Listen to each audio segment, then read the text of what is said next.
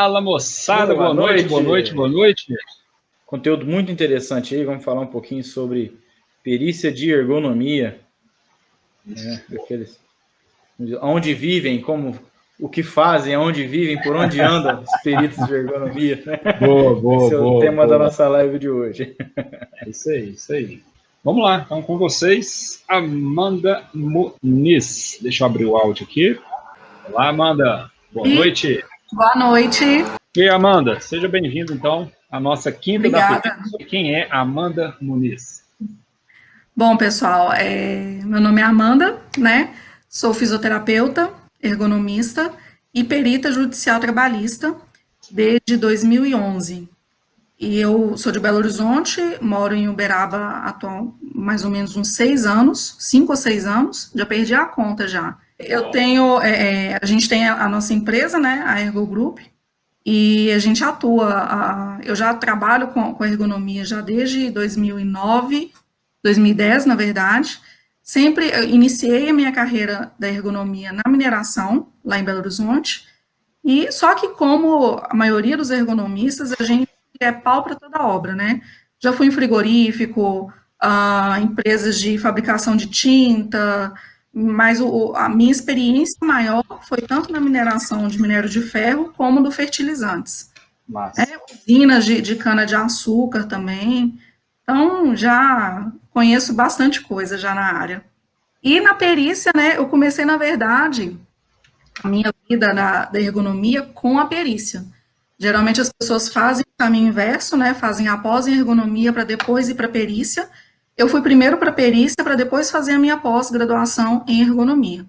Fiz um curso, né, assim como vocês hoje têm um curso direcionado para o pessoal da segurança, eu fiz um curso específico para fisioterapeutas, um curso de perícia voltado para fisioterapia, e eu terminei o curso, é muito engraçado isso, que eu terminei o curso em novembro, aí entra o recesso forense, né, em dezembro, volta em janeiro, e eu fui nomeada em fevereiro, na minha primeira perícia.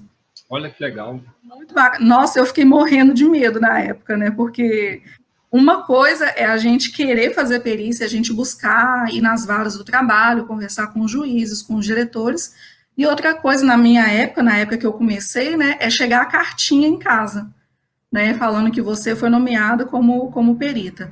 Ainda mais eu sendo fisioterapeuta, porque quando eu comecei a fisioterapia, ela ainda era muito nova, né, nessa área. E já vários processos que eu fui, que tentaram me destituir, mas eu tive um apoio muito grande dos juízes.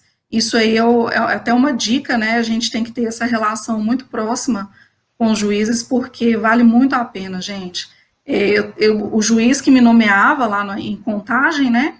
Ele fez um despacho uma vez, a meu favor, né? Porque tinha a reclamada, os advogados queriam que um médico fizesse a perícia, falando que eu não era capaz, que eu não tinha competência e tudo mais, falando que o meu laudo era imprestável, dentre outras coisas.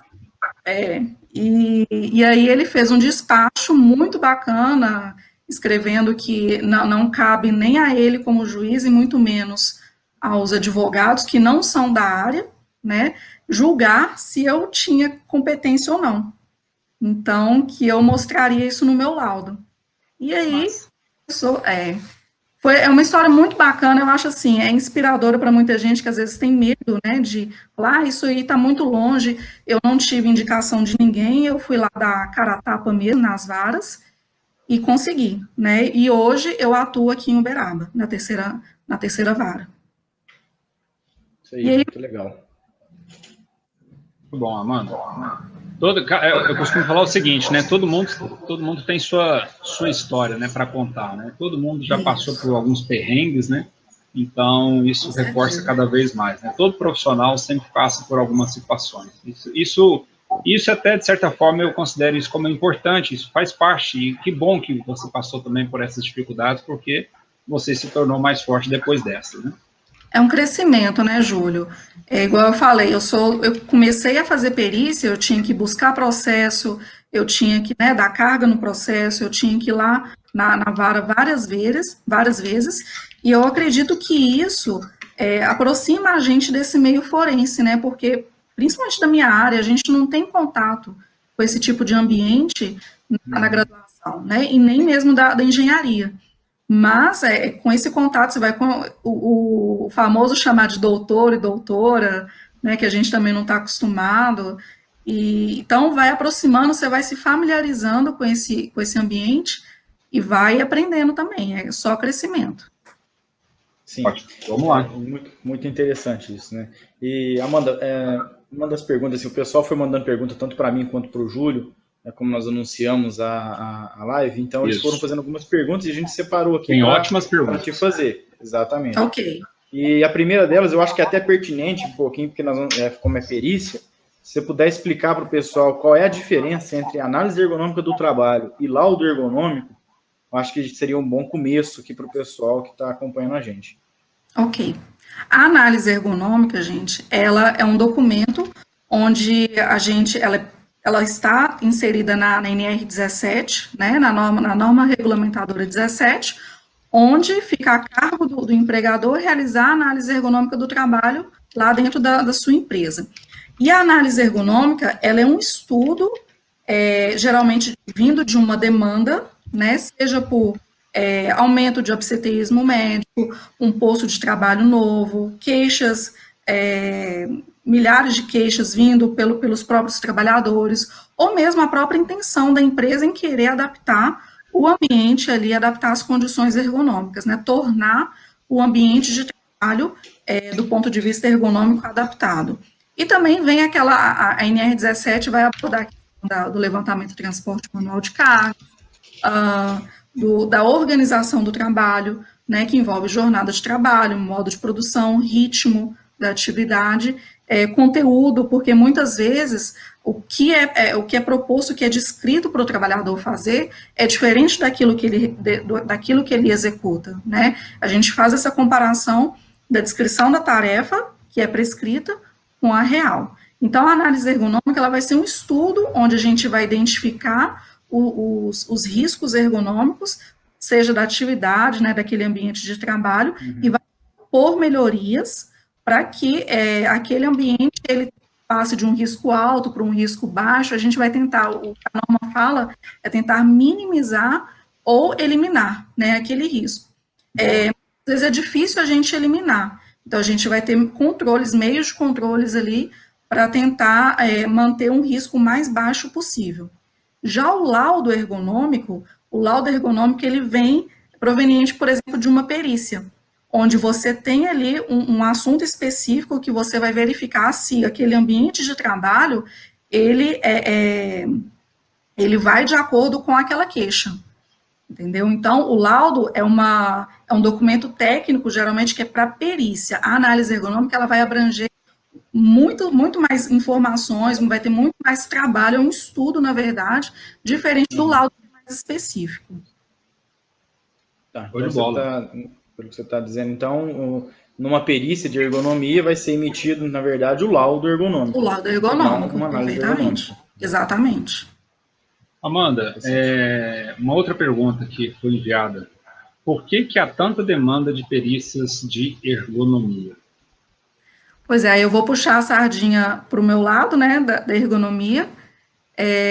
Quando a gente entra para uma empresa, eu como ergonomista, né, sem ser a questão de perícia, o que a gente, na maioria das vezes, a gente encontra? E isso está mudando muito, a gente vai entregando a idade, né, eu sou da época que as pessoas nem entendiam quando a gente falava ergonomia, elas entendiam economia, né, então, a falta de um programa, a ausência de um programa de gestão de ergonomia dentro da empresa, que vai levar à ausência de mapeamento de riscos, então você não sabe se determinado trabalhador ele se encontra exposto a um risco alto, muito alto, um risco moderado ergonômico, né? Então você desconhece a vida ergonômica daquele trabalhador. Então, quando você tem esse desconhecimento, o trabalhador ele vai estar muito mais propício a sofrer com as consequências que um risco ergonômico pode trazer. Por exemplo, uma atividade de levantamento e transporte manual de cargas. Muita gente discute qual que é o limite, se tem um limite fixo, se não tem, e muitos locais isso não é discutido, Então, o cara carrega aí não sei quantos quilos por dia, as pessoas não têm o conhecimento se isso pode ou não trazer algum malefício para ele, alguma consequência lá na frente. Então, quando a empresa ela não tem esse programa de gestão bem fundamentado, bem mapeado, isso pode ser também um dos motivos, é claro que não é o único, né, desse aumento de demanda de perícia em ergonomia. E hoje, gente, as perícias, a maioria das perícias, quando ela vem, o próprio advogado já questiona a questão da parte da ergonomia. Fala que a empresa não tem uma análise ergonômica, fala que o trabalhador estava exposto a riscos ergonômicos e não havia um controle. Então, isso, hoje eu vejo muito mais presente nas iniciais dos processos, né? Um outro também que ajuda a elevar a demanda de perícia na ergonomia é o índice elevado de absenteísmo médico relacionado ao CID-M. O que é o CID-M? CID é a Classificação Internacional das Doenças, né? É aquele código que o médico coloca lá no seu atestado quando você pega um atestado médico, e é o código da doença. E o M é de doenças osteomusculares. Então, uma lombalgia, uma ciatalgia, uma cervicalgia. Então, todas essas GIAs, né, todas essas doenças relacionadas ao sistema osteomuscular, elas estão inseridas no CID-M. E essas informações a gente tem muito nos ambulatórios médicos das empresas, né? Então, o índice elevado, essa é até uma certa demanda para uma análise ergonômica lá na empresa. Quando eu tenho um índice elevado de uma determinada patologia osteomuscular no setor, acende lá a luzinha, opa, o que está acontecendo nesse local? Vamos verificar do ponto de vista ergonômico. Aí, então, dando sequência, né, só complementando o que você falou, Amanda, achei muito interessante, uma perícia que eu conduzi, não era de ergonomia, mas tinha quesitos de ergonomia lá, e você falou do transporte manual de peso, e tinha um quesito lá perguntando qual era o peso aceitável para o transporte com base na CLT, né? E a gente sabe que a CLT fala 60 quilos, né, se não me engano, não sei se 60 ou 60. Para homens. Para homens. E eu falei, olha, é um absurdo, né? A CLT está totalmente defasada. Você vai falar 60 quilos, essa questão de peso, limitação de um peso. Homem pode carregar esse. Pô, se dá 60 quilos para mim, filho, eu vou fatiar em 3 sacos de 20. Junta eu e você não carrega um saco de 60 quilos, viu, Thiago? Pois é. Tem gente que carrega 3 sacos de 60 quilos nas costas. Eu não vou fazer um negócio desse. Então, é muito complicado. Mas essa carga, ela foi baseada na sacaria de café, né? Lá de 1900. E bolinha. E bolinha.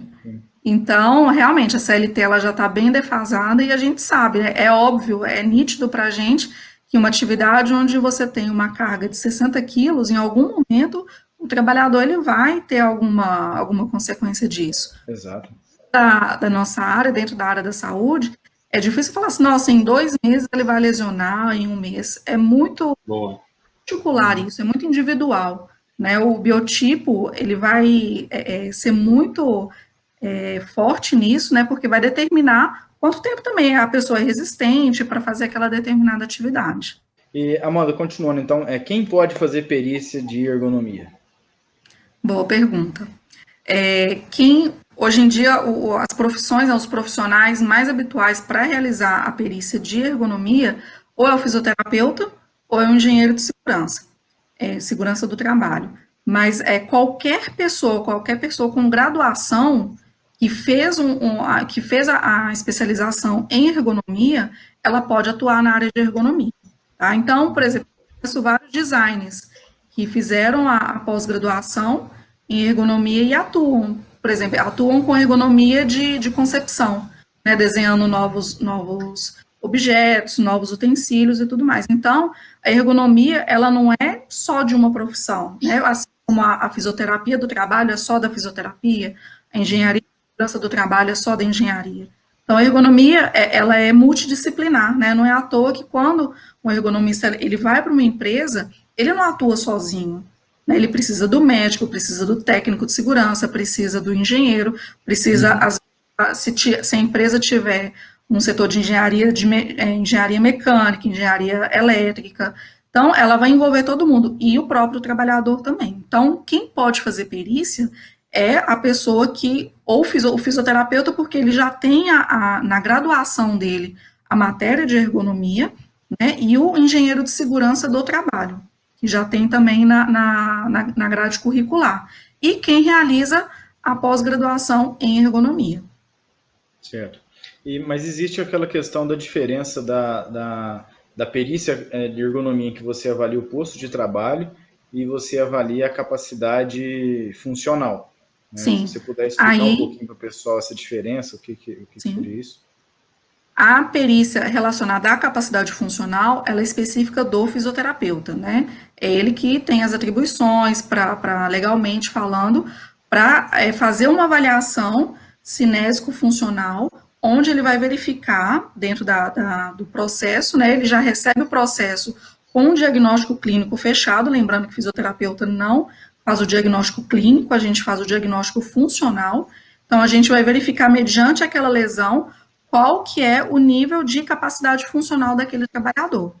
Então, e depois de fazer toda uma avaliação biomecânica, de força e outras coisas que a gente faz em um ambulatório, numa clínica, né, e aí depois a gente vai para a empresa fazer a parte da ergonomia, para verificar as condições de trabalho, isso tudo depois a gente vai juntar e verificar se há ou não o nexo causal ou o nexo de concausa.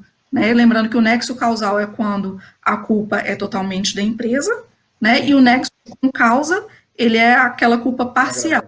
O reclamante ele já tivesse entrado na empresa com aquela patologia e as atividades deles acabou piorando a situação ali.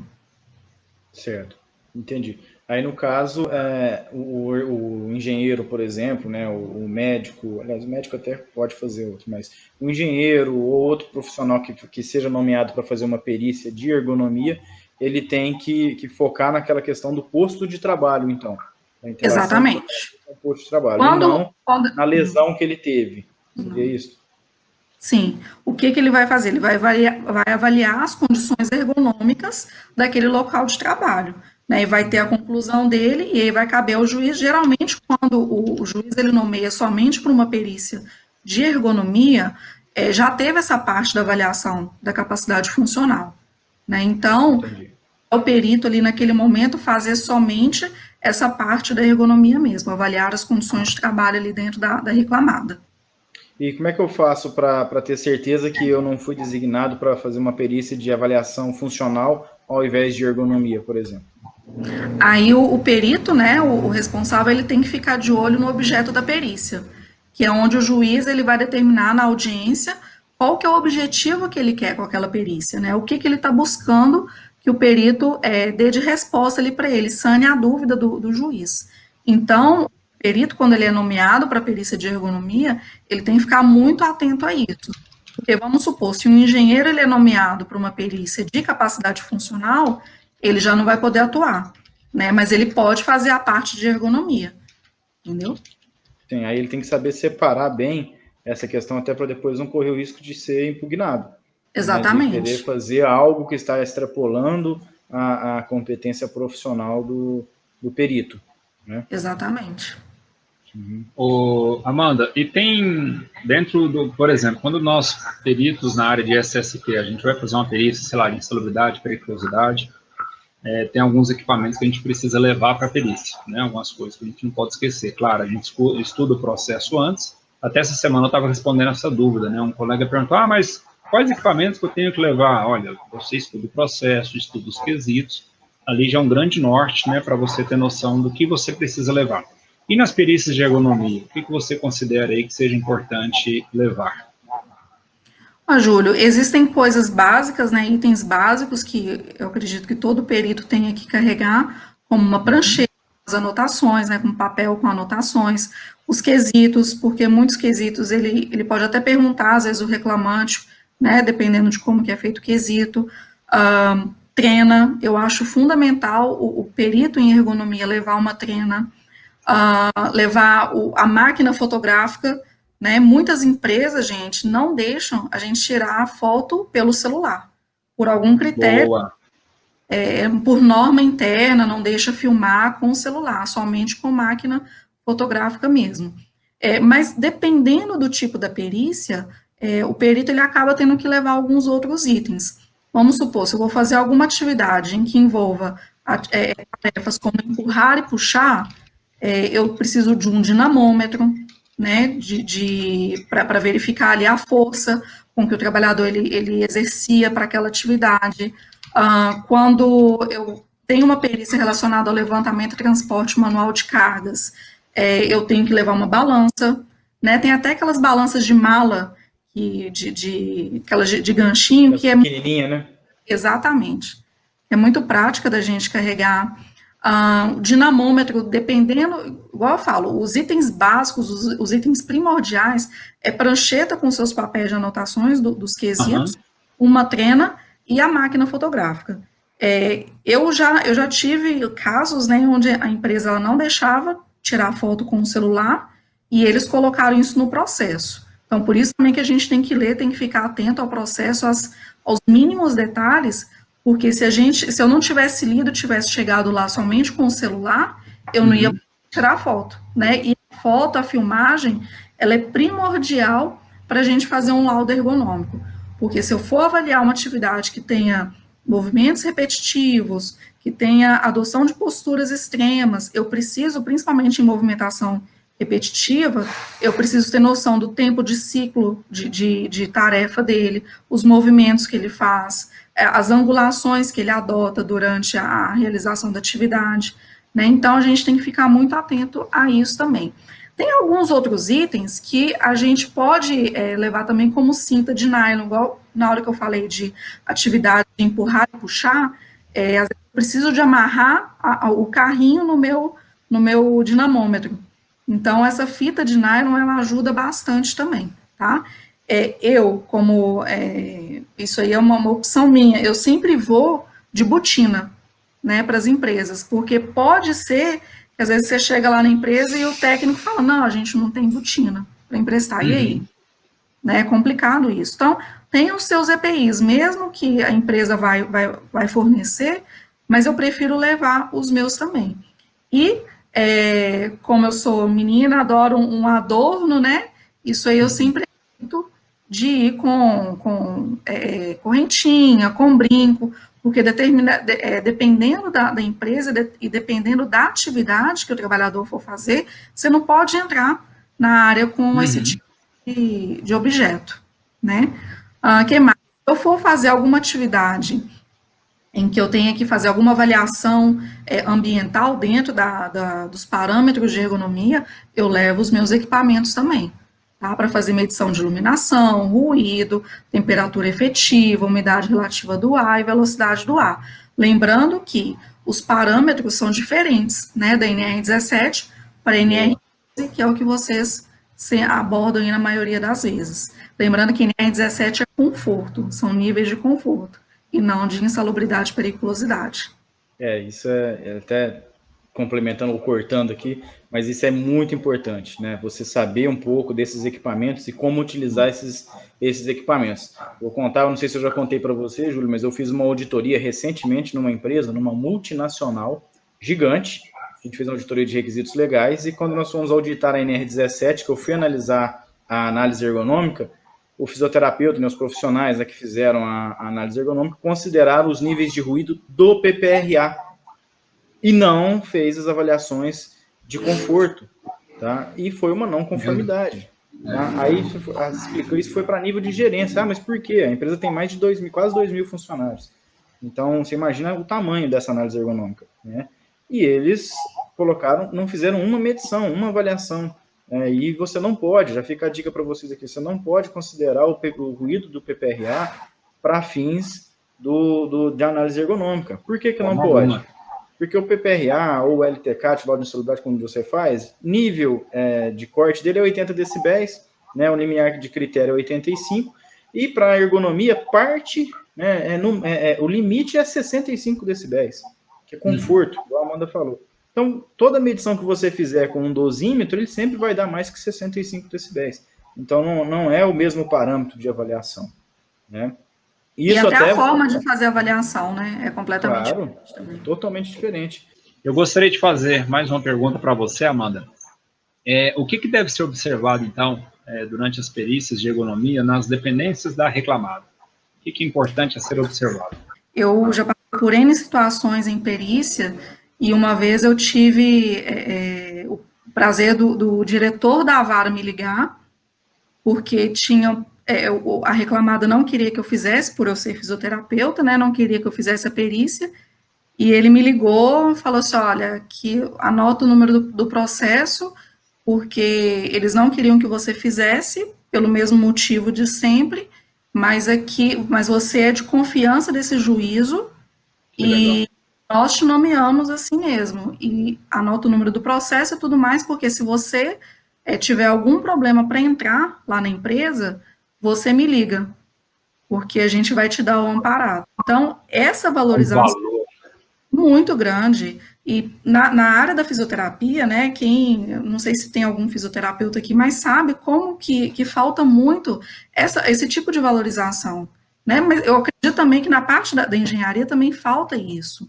mas é muito gratificante quando a gente recebe esse feedback, esse respaldo, que você se sente até mais seguro, porque a insegurança de você chegar, igual a Laciele foi lá fazer uma primeira assistência técnica, você fica muito perdido e muito inseguro, né, com medo mesmo, mas é igual o Michael escreveu aí, vai com medo.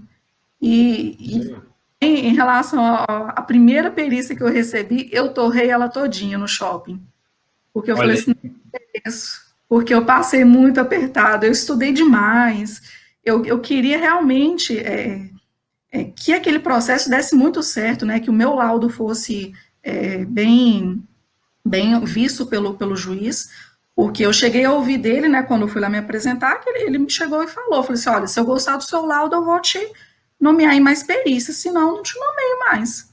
E aí, quando eu recebi a segunda cartinha lá da intimação, falei, nossa, ele gostou. Então, essa valorização, né, isso é muito importante para a gente como profissional. Né, isso aí ajuda demais, ajuda a gente até a estudar, a buscar mais conhecimento, e não é puxando sardinha para o lado de vocês, mas já puxando essa questão de você fazer um curso, de se preparar, de ter um curso bem elaborado, bem embasado, igual é o de vocês, eu acompanhei desde o início, isso dá muito mais segurança para você chegar lá no dia que for nomeado, você ir para campo, né, e fazer um bom trabalho. Isso aí te dá, assim, uma segurança que não tem preço. E o retorno é isso aí. Uma assistência técnica que ela fez, pagou o curso, né? Mas aí... Pagou e sobrou. Pagou e sobrou ainda. Torrar com as amigas lá. Mas eu acho que isso é importante, sabe? A gente ter esse resultado, né, em dinheiro, né, porque a gente é pago, né, para isso, e você fazer alguma coisa para você sentir, né, ter aquele retorno, aquela satisfação de um bom trabalho feito. Ou seja, além de você ser valorizado, você ainda recebe por isso, né? Exatamente. E talvez essa seja uma grande diferença, né, na SST, quando a gente está nas empresas, né, seja o segmento que for, a gente, enquanto profissional de SST, a gente está querendo que a empresa faça segurança, né? Então, a gente está indo atrás, né, do supervisor, dos gestores, do gerente, dos funcionários como um todo, né, querendo fazer a segurança do trabalho. É lógico, o ideal seria isso vir lá de cima para baixo, mas ainda não é a realidade do Brasil, né? Muitas empresas, às vezes a segurança começa ali pela área de segurança e vai tentando permear pelas outras áreas da empresa, né? Já nas perícias, assistências técnicas é diferente. Especificamente no caso da assistência técnica, é o cliente que vai até você, né? Seja reclamado ou seja reclamante, é ele que quer te contratar. Então, ele está precisando de você, né? Então, só aí já muda o cenário completamente, né, Amanda? Exatamente. E o fato, né, dela ter feito o curso, dela estar fazendo, vai falar, às vezes a pessoa não vai atuar como perito, mas você está dentro de uma empresa e você já tem o conhecimento para atuar como assistente técnico, já é um grande diferencial para você ali, né, dentro da empresa. Mas é isso aí, é muito bom. Várias histórias, né? Bom, com certeza.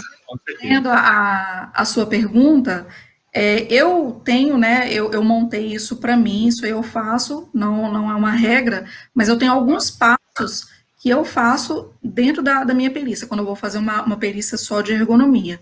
Então, primeira coisa, gente, pontualidade, né, marcou perícia às 9, Não chega 9h30, não chega...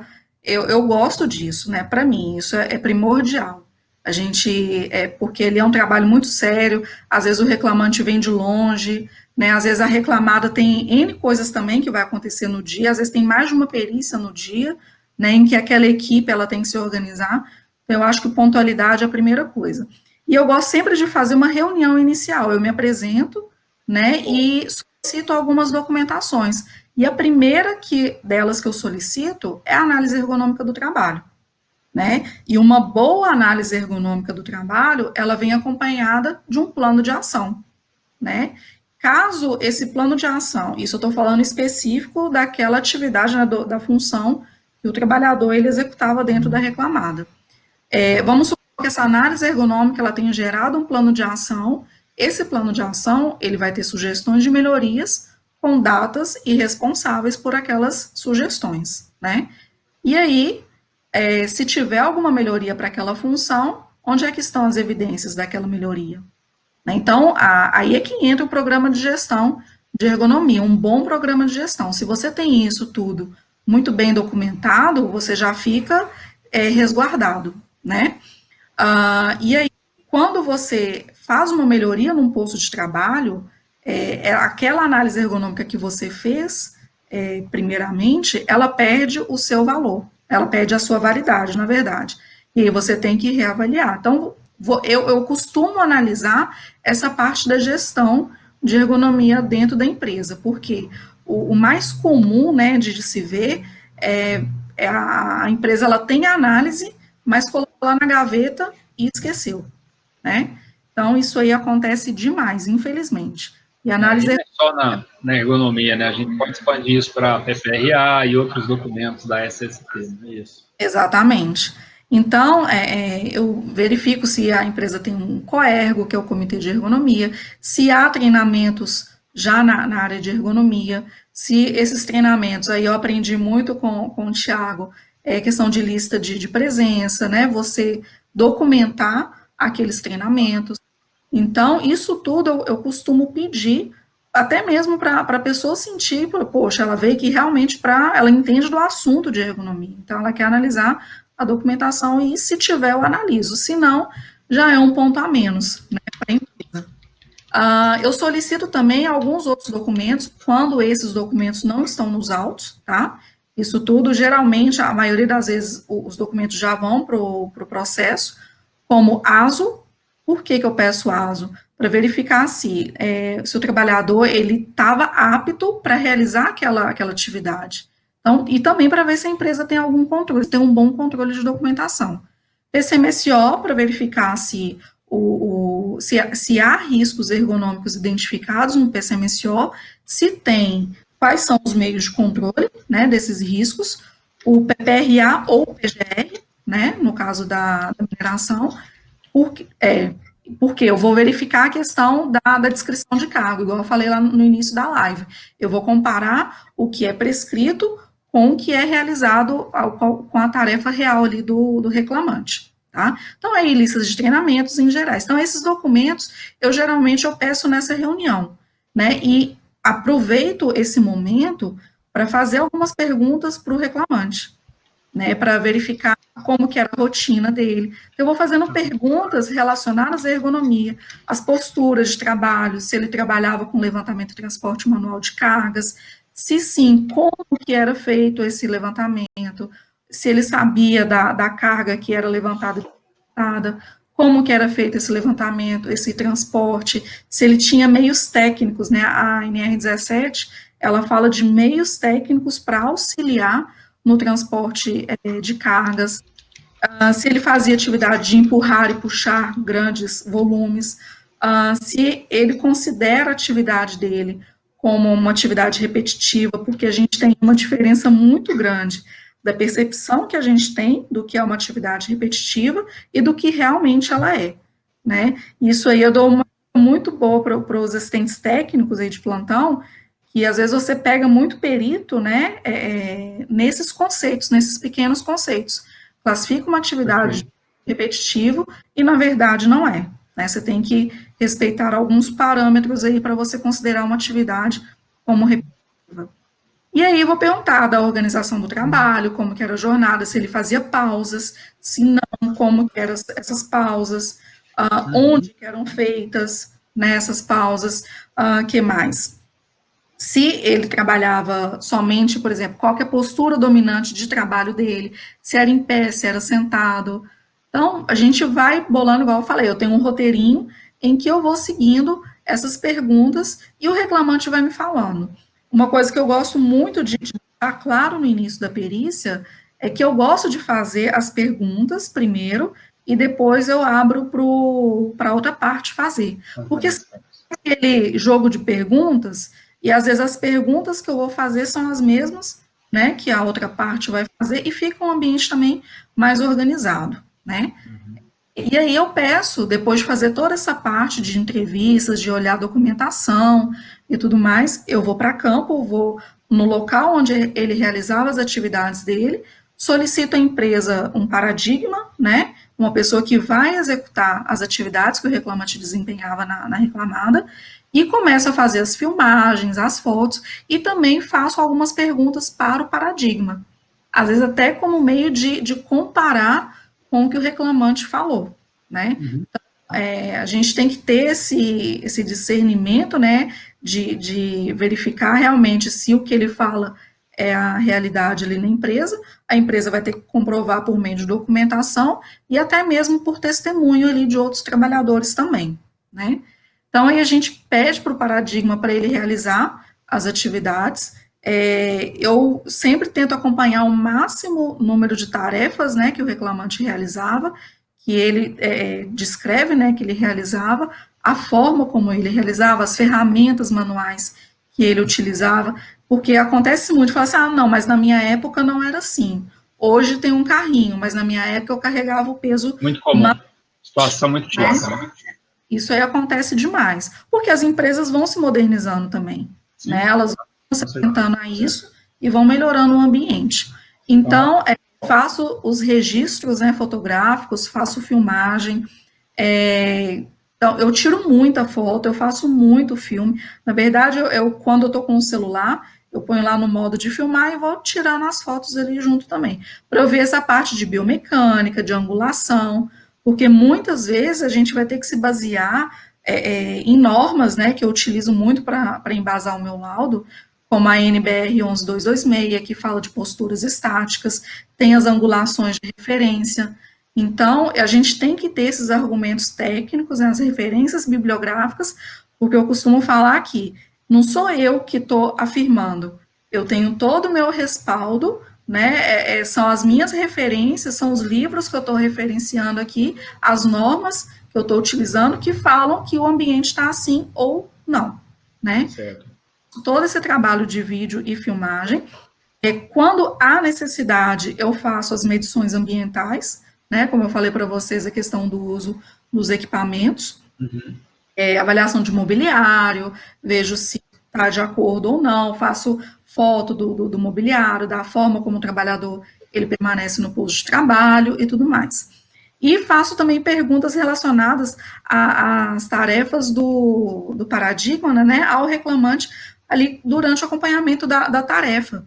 Eu sempre deixo o paradigma fazer, e aí à medida, né, porque quando a gente chega para fazer, ainda mais, você fala assim, nossa, é o perito, todo mundo fica morrendo de medo, parece, né, que é um papão, mas eu tento sempre levar de uma forma, tentar, né, levar de uma forma mais tranquila, para o paradigma também, ele realizar a tarefa ali da forma como tem que ser feita, porque senão me atrapalha também no laudo, né, senão ele vai ficar meio preocupado de falar alguma coisa ou não, então a gente tem que preparar muito bem as perguntas, como que a gente faz, a forma de perguntar. Eu já tive várias experiências onde o paradigma estava realizando atividade, aliás, o reclamante falava, eu realizava assim, assim, assim, e o dono da empresa, era o dono da empresa, falou assim, olha, você não pode colocar no seu laudo o que ele está falando, porque nem tudo é verdade. Aí a gente tem que ter a autonomia e a autoridade que a gente tem como perito, e eu tive isso nesse momento, e virei para ele e falei assim, olha, o que eu posso colocar ou não no meu laudo, quem decide sou eu, né? Então, segura. Mas era uma situação também que eu tinha 26 anos, 27 anos, e o povo achava que eu era novinha ali e estava começando, e às vezes quer, né, falar, não deve saber de nada. Exato. E eu estudava muito para ir para as perícias, né? Então, isso acontece. Então, a gente tem que estar preparado para isso também, né? E depois vem a elaboração do laudo, né? Antes de finalizar isso, antes até do laudo, né, na hora que a gente encerra a perícia, eu costumo agradecer às partes e tudo, pergunto se tem alguma dúvida, se eles querem falar mais alguma coisa, se ficou alguma coisa pendente, né?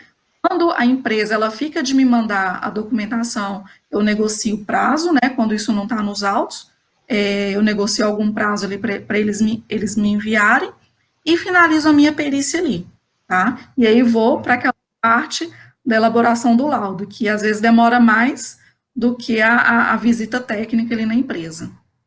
Então, esse é um roteirinho aí do que eu mais ou menos sigo aí durante as perícias. É claro, gente, que, igual eu falei, perícias, a gente tem que ver o objeto da perícia, o que o juiz está pedindo.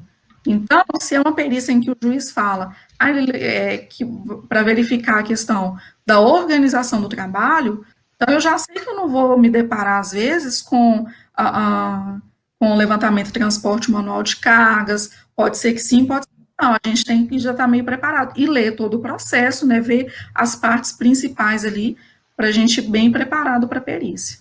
Porque se você esquecer algum item, como é que você vai voltar lá depois, né? Exato. Que aula, hein, gente? Pois é, você viu? Condução lá, top demais, né? Essa parte. Do início ao fim. E aí, para fechar com chave de ouro, a gente já ir respondendo as perguntas do pessoal, que foram feitas agora, a conduta. Qual que é a sugestão que você deixa para o pessoal da conduta do perito no momento da perícia? Não só do perito, mas o assistente também. Que numa perícia de ergonomia, você pode ter o assistente também na área de ergonomia, né? Uhum. Primeira coisa, a gente tem que ser cordial, né? A gente está ali no momento, principalmente quando é o perito, fica a seu cargo meio que definir, né? Você que vai verificar se as condições estão adequadas ou não. Então, muitas vezes fica um querendo puxar saco do perito, aqui um cafezinho, já me ofereceram até para segurar minha bolsa. Acontece muito. Mas é você ser cordial, você ser imparcial, né? O perito ali, ele não está nem para um lado nem para o outro. Ele está ali para verificar o real motivo, né, daquela situação que aconteceu ali. Ter sensatez, né, gente, no momento de conduzir a diligência, pode acontecer de ter algumas discussões entre reclamante e reclamada, a gente tem que ter esse jogo de cintura para tentar acalmar ali e falar assim, olha, vamos parar, acabou aqui, e eu que conduzo daqui para frente. Então, a gente tem que ter esse jogo de cintura e estudar o processo. A gente ir seguro para a perícia, não tem erro, não vai ter erro nenhum. Quando a gente sabe o que a gente vai fazer lá, quando a gente estudou o principal motivo, o objeto da perícia, não tem erro. Show de bola. Fantástico, muito bom. Excelente, gente. Vocês viram, então, uma aula aí sobre perícia de ergonomia. Quem prestou realmente bastante atenção aí. Inclusive, sempre tem uns colegas que estão, né, sempre um caderno ali do lado, uma caneta, anotando. Se você não faz isso nas lives, fica a dica aqui para você fazer, que olha isso, né? Foi uma aula aqui de ergonomia, beleza? Vamos para as perguntas, Júlio? Vamos lá, vamos lá. Tem umas que eu vou vendo que dá vontade de responder, mas eu vou deixar a Amanda, né? Eu estou vendo umas perguntas aqui mesmo, e ótimas perguntas, pessoal. Parabéns aí. Nós temos perguntas no Instagram, tem pergunta no YouTube, então agora nós vamos responder todas as perguntas que vocês fizeram para nós. Estou colocando aí na tela, Amanda, alguns comentários aí da galera, o pessoal gostou muito. Eu agradeço a todos, que bom, gente. Explanações, tá? Não, eu estou super nervosa aqui, esses negócios me tiram. Já tá mandando bem pra caramba. Tá mandando muito bem. Vamos lá. Cadê a primeira pergunta? Olha, a primeira pergunta do nosso amigo Maicon Correia, que é ergonomista, né? Ergonomista, origamista, né? Eu estive em Goiânia, né, fazendo um trabalho há pouco tempo, E o Maicon foi lá, a gente encontrou, porque eu dei uma aula para a turma do Maicon lá em Goiânia, na pós de ergonomia, e a gente troca figurinha aí até hoje. Muito bacana. Excelente profissional. Nas lives aí também. Já teve comigo também no Domingão da Prevenção, grande Maicon. Vamos lá. Amanda, qual a sua opinião quando um engenheiro sem conhecimento, expert em ergonomia, né, é nomeado para uma perícia em ergonomia? Olha, eu acho que ele tem duas opções. Ou ele destitui, né, por não ter o conhecimento, por não se sentir seguro, ou ele vai buscar ajuda, estudar a fundo mesmo, para ir em frente na perícia. Eu acho que ele só tem essas duas opções. Mas o conhecimento, gente, é claro que a gente faz cursos para adquirir conhecimento, mas a prática, ela te ajuda demais. Então, você ter bons mentores, fazer bons cursos, né, mais uma vez aí, para te dar essa segurança para você fazer é fundamental. Eu acho que seria muito, não seria irresponsável a palavra, mas eu não iria para uma perícia sem antes fazer um curso. É claro que não é obrigatório, mas o curso te dá um embasamento fundamental, né, de como que é tudo. Então, eu acredito que só tem essas duas opções. Se vocês tiverem alguma outra... Vamos lá, tem uma pergunta aqui da Camila no Instagram. Amanda, teria alguma sugestão ergonômica para a atividade de colheita de batatas? Colheita de batatas, eu nunca fiz. A análise ergonômica, eu nunca participei nem de perícia. Tem que analisar, tem que observar a atividade, né? Não sei como que é feita a atividade, provavelmente deve ser manual, né, da forma como ela falou, mas para tudo, gente, a gente consegue fazer alguns ajustes, sim. Claro que dentro da ergonomia, quando a gente já se depara, assim, de cara com uma atividade que a gente considera de cunho postural muito, muito agressivo, né, adota posturas ergonômicas inadequadas, a gente já pode pensar, né, tem que analisar a atividade, mas a gente já pode começar a pensar em instituição de pausas, né, onde que essas pausas são realizadas, o que esse pessoal vai fazer, qual que é a postura que eles vão fazer durante a permanência dessas pausas, mas em termos de melhorias, assim, de desenvolver alguma ferramenta, por exemplo, para facilitar a pega, né, das batatas, e a gente pode pensar assim, mas do nada, assim, é mais difícil, né, a gente realmente tem que observar a atividade. Tá bom. Pergunta do Ricardo, e o home office? A maioria das empresas não avaliou a estação de trabalho dos funcionários que estão em casa. Aparecerão problemas como LER, etc. Como você prevê as perícias e seus resultados neste caso? Ricardo, hoje eu fiz um treinamento com uma empresa para o pessoal de home office. Tinham 63 pessoas no treinamento, né? No treinamento online. Algumas empresas, é claro que todo mundo foi pego de surpresa, né? E a gente foi mandado para casa aí do dia para a noite e sem nenhuma orientação, sem nada.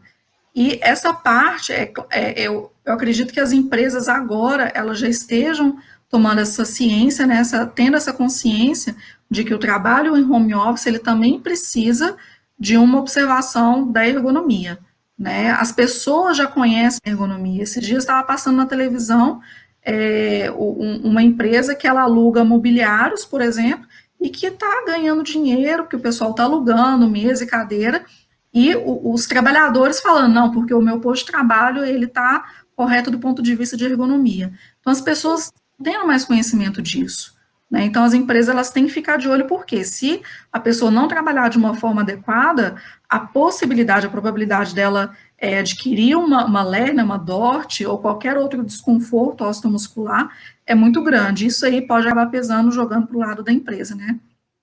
Ok. Tem uma pergunta aqui. Ele entra apto, né, para o trabalho. Então, ele está entrando saudável, né, para o trabalho. Beleza. Vamos lá. Desculpa às vezes cortar aqui, Amanda, um pouquinho, porque Preocupa não, Ju. Tem muitas perguntas, já estamos com 1h18 de live, então, para a gente tentar responder todas elas, né, então a gente vai tentar acelerar um pouquinho, tá? Okay. Tem uma pergunta aqui do Anderson, Thiago, talvez, se quiser responder, eu acho que ficaria legal. Uma pergunta para todos. É possível, pergunta do Anderson Live, é possível ser um bom perito trabalhando com ergonomia, insalubridade, periculosidade, PPP, etc., SST em geral? Bom, claro que é possível, né? Se você trabalhar corretamente, se você entender de ergonomia, se você entender de insalubridade, de periculosidade, de PPP e do etc. em geral, você vai ser um excelente perito, um excelente assistente técnico, tá? O que você precisa é buscar o conhecimento, internalizar isso em você e colocar em prática, né? Eu digo que o bom perito, ele tem que ter o conhecimento técnico e tem que ter a imparcialidade. O mau perito é aquele que é parcial, tá? E o assistente técnico, ele tem que usar todos os seus argumentos, todas as suas ferramentas, o seu conhecimento em prol do seu cliente. Claro que no limite da ética e daquilo que for aplicável. Se eu for fazer uma assistência técnica de alguém, de alguém ou de uma empresa que eu vejo que não tem resolução, qual que é a minha função, meu dever ético como profissional de saúde e segurança? Como perito, como assistente técnico? Vai fazer um acordo, meu amigo. Faz um acordo porque não tem chance. Você vai perder. Tá? Então, é ser um bom profissional. Se você fizer isso, você consegue tranquilamente. E aquele negócio, né? Aquela técnica que enfim, já ficou popular aí, né? O TBC, né? De tirar a bunda da cadeira, correr atrás, nada cai do céu, né? É preciso que você busque conhecimento. Então, o fato de vocês estarem aqui, e o colega, né, que fez a pergunta, já demonstra isso. Então, busca conhecimento, né? Busque se especializar, invista em seu conhecimento, porque ninguém tira isso de você. E corre atrás. Se você está fazendo por onde, sua hora chega, né? Exatamente. Amanda, vamos lá, continuando. Pergunta do Alex Marques, grande Alex. Tecnólogo em segurança do trabalho, com especialização em ergonomia, pode atuar em perícia? O tecnólogo, ele é considerado como graduação? Eu não... Sim. Sim? Então, sim. Se ele tiver a especialização em ergonomia, sim, perfeitamente, ele pode atuar. Excelente. Então. Pergunta do Kleber, como atender a NR17 quanto à temperatura para regiões sazonais, como ocorre no sul do Brasil em áreas externas? Boa pergunta, hein? Tá. Áreas externas, Kleber, a ergonomia ela não vai atuar, tá? Então, essa medição de temperatura, né, a temperatura de área externa, não, a gente trabalha somente com os ambientes internos. A gente vai fazer essas avaliações, tanto de ruído, iluminação e temperatura somente de áreas internas. Beleza, muito bom. Lembrando, Kleber, que se for insalubridade, aí no caso do agente calor, até dezembro de 2009, você ainda tem uma legislação que te suporta, né, que te dá base para avaliação do calor em céu aberto, né, enfim, ambiente aberto, natural, sem fonte artificial de calor. A partir de dezembro de 2019 para cá, né, que o preço foi atualizado, é necessário ter uma fonte artificial, né, Tiago? Exatamente. Lembrando também, né, Júlio, que a NR17, ela está passando por um momento de atualização, né? Estava previsto... Pode vir coisas novas aí. Exatamente.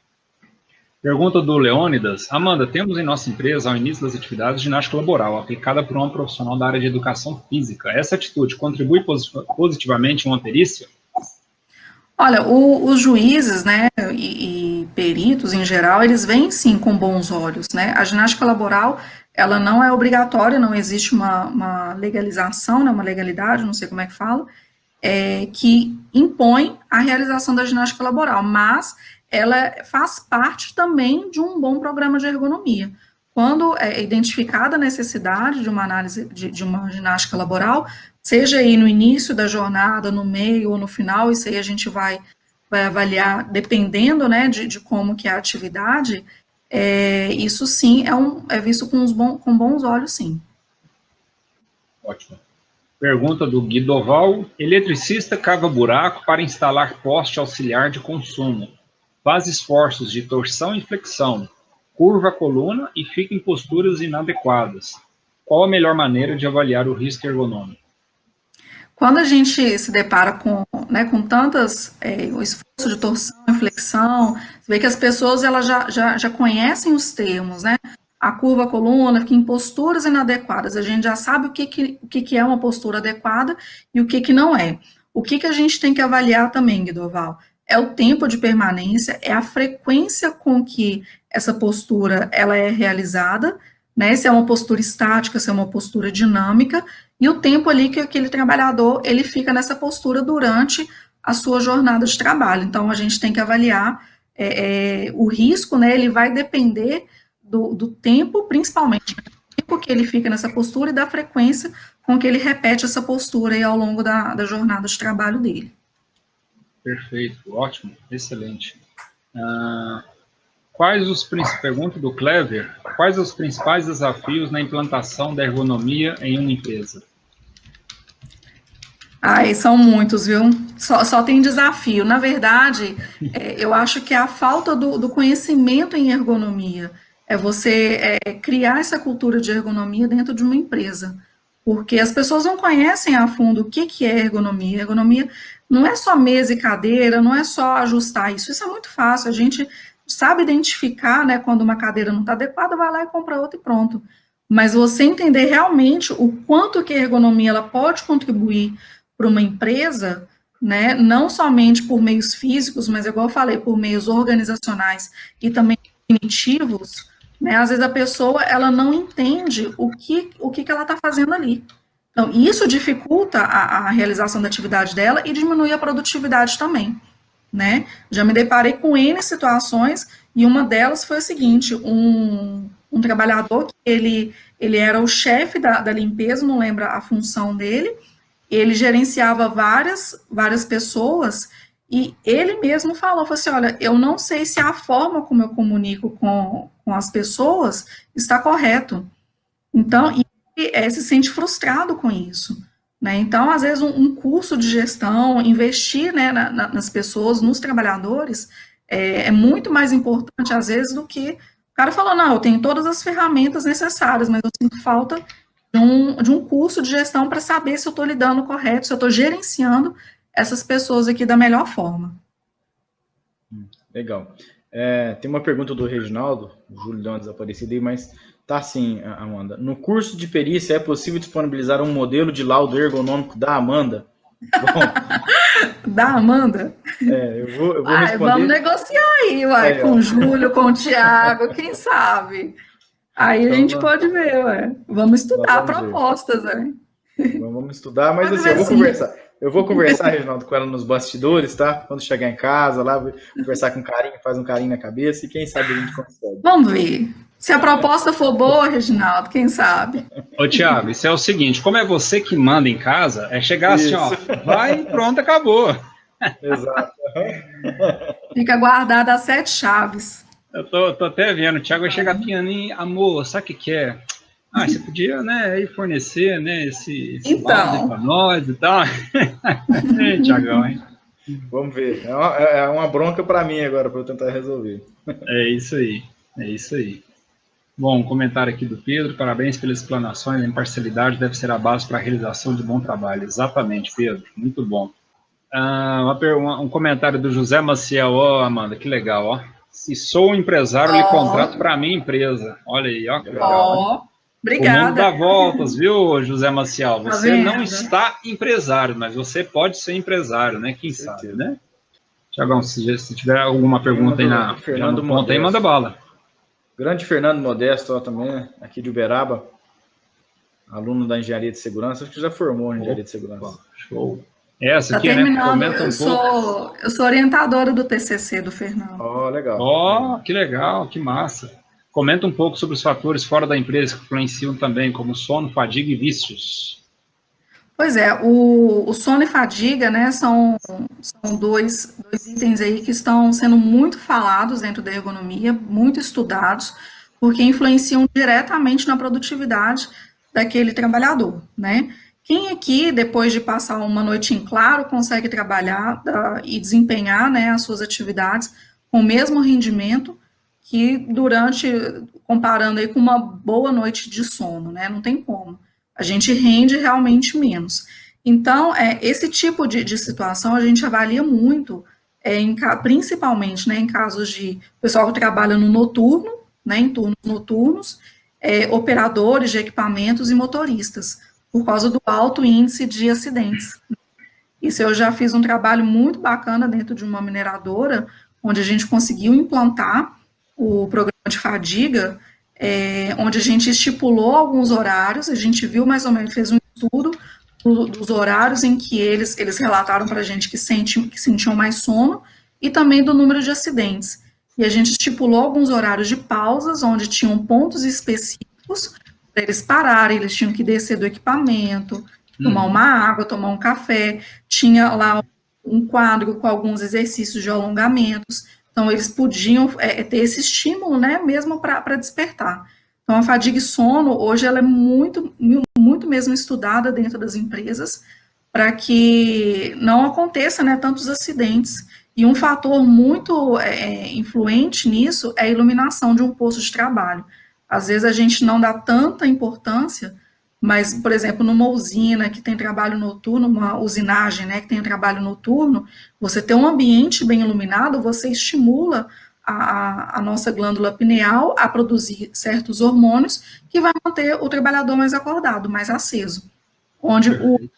Quando você tem um ambiente mais escuro, esse hormônio ele deixa de ser produzido e a pessoa sente sono. E aí a chance dela cansada, ela fadigada, ela cometer algum acidente é muito maior. Legal, show de bola. Pergunta do Éder Alves: o curso de vocês aborda NR13 também? Não, Éder. O curso é específico para insalubridade, periculosidade, retificação de PPP, perícias de acidente de trabalho, e que aí sim pode ter alguma relação com a NR13, né? Imagina um acidente ocorrendo em alguma empresa, com algum vaso de pressão, caldeira, você pode ser nomeado para perícia de acidente de trabalho, tá? Então, aí sim você vai realizar uma perícia específica, como objeto da perícia sendo acidente de trabalho. Terminamos isso. O Guidoval colocou, e acessarei o link do curso, mas tem maior interesse em ergonomia, que ainda tem uma certa deficiência em perícia. Exatamente, Guidoval. É por conta dessas deficiências. É por conta dessas deficiências, né, que nós temos no Brasil, de modo geral, né, que a gente desenvolveu esse curso aí para realmente quebrar essa lacuna que existe nos cursos, tá certo? Eu gostaria de agradecer a você, Amanda, pela disponibilidade, pela aula gigantesca, né, 1h30 aqui de conteúdo. Então, realmente, muito obrigado, tá? Foi muito massa mesmo, muito legal. Te agradeço, tá? Muito obrigado. Eu que agradeço pela oportunidade, né? A você, ao Thiago.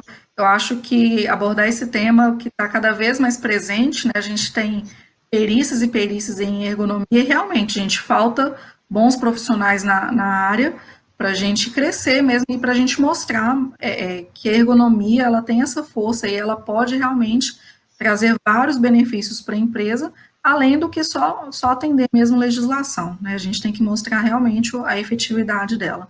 Obrigada aí pelas perguntas, desculpa o nervosismo, mas eu sou tímida, e obrigada mais uma vez aí pelo convite, né, de vocês, e eu vou pensar do lado. Agradeço imensamente, Ivana, você disponibilizar aí o seu tempo, amor, a gente sabe que é puxado, né? E quando eu falei no começo, pessoal, quando eu falei que eu tenho muito orgulho, e realmente vocês viram aí nessa 1h30, que eu tenho que ter orgulho mesmo de ser casado aí com uma mulher fantástica como essa. Nossa! Exemplar. Eu aprendo sobre ergonomia todos os dias. Tá? Então, às vezes no trabalho aqui, eu estou aqui fazendo tal coisa e ela, não é assim, né? Não vai por esse lado. Até essa semana, inclusive, eu tomei um esporro, eu fui fazer uma proposta de trabalho, e aí eu cheguei lá, tá tudo bagunçado na empresa lá de ergonomia, e eu falei para o cliente, não, aqui você só tem 3 funcionários, aqui, compra uma mesa boa, uma cadeira boa, que você resolve. Eu falei isso para ela, falou, o quê? Não é assim, você sabe que não é assim que funciona. Né? Falei, nossa, você acredita, Júlio? Você acredita num negócio desse? O Thiago, vou te contar, né? Pode se esperar isso dele mesmo. Mas eu fico muito feliz. Obrigado mesmo por você ter participado com a gente aqui. Obrigada a vocês. Até mais.